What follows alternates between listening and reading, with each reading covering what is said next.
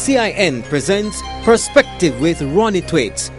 The New Year news in Jamaica is that both parties are increasing their preparedness for the next general elections, even although they are not constitutionally due until the last quarter of 2012.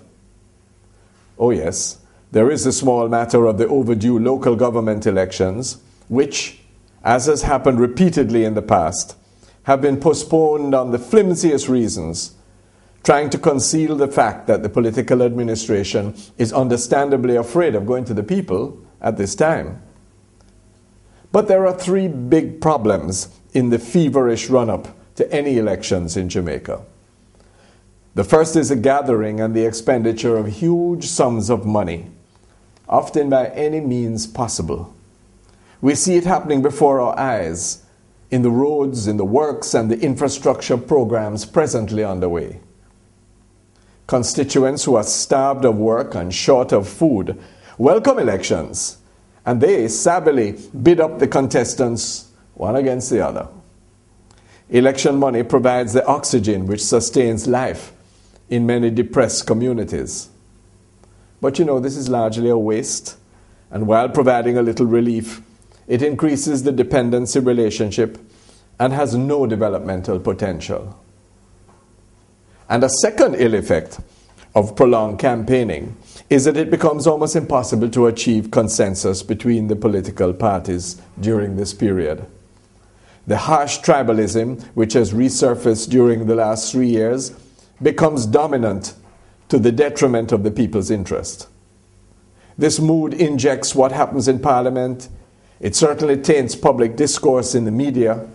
And yes, it often spills over into the streets. The third difficulty is the distortion of truth. Jamaica has huge problems. It also has tremendous opportunities as well. But when Maurice Cargill used to call the silly season is prematurely and unofficially declared, everything is given a spin. Investment opportunities are held in abeyance, and generally, politics triumphs over economics. Now, with a world recession affecting us, a contracting economy, declining GDP, more and more unemployment and higher taxes, this is the last state of affairs that we need. So, let us change the game plan this time round. Let us concentrate on better outcomes from our schools, how to afford and achieve higher levels of food sufficiency, and most urgently, have communities to combine to offer better security in the face of crime and violence. The point I'm making is that political activity must be the servant of human development considerations, not its master.